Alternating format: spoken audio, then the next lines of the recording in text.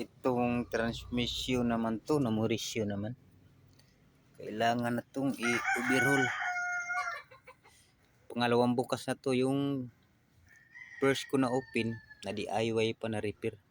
Pero ngayon hindi na.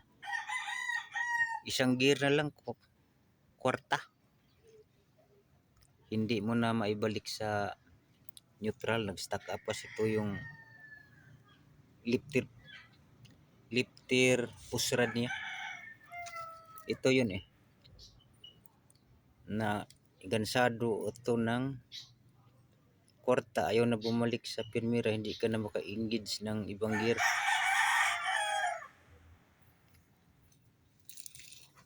Yung sa daanan, nasiraan ako nito, binuksan ko to at sinubukan kong sikwatan to ibalik, pero ayaw na balik, matigas. Ito kasi pantay, tsaka ito dapat bumalik to pantay sila para ma-neutral, maka-engage ka ng ibang gear. Kaya lang ayaw bumalik, stack up, kaya nga itong i-overhaul. Yung sira nito yung synchronizer.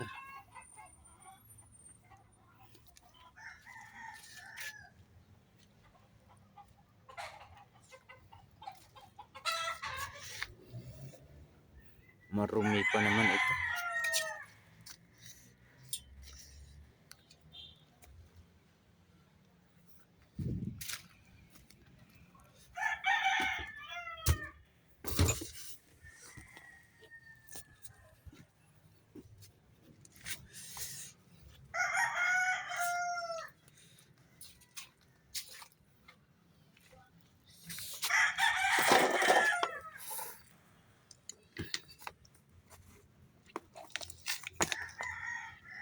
Itong cup naman niya, yung main lifter, may problema kasi ito.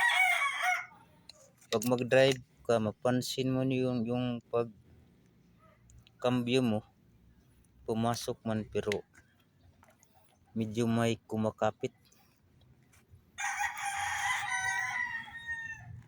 Ito yun yung kinakain na to, ito, sa kilid.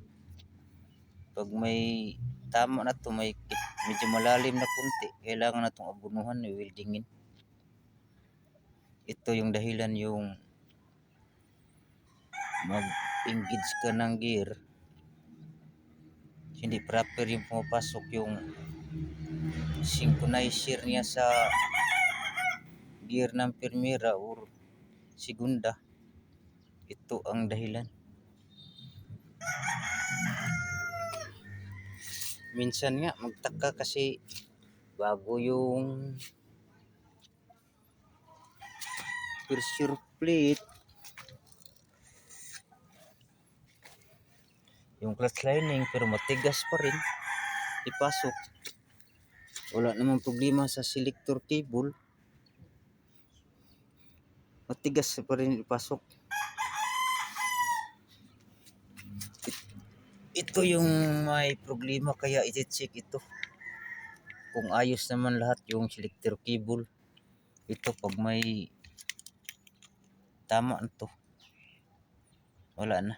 Minsan pag pumasok man sa gear pero bumabalik siya sa neutral, kaya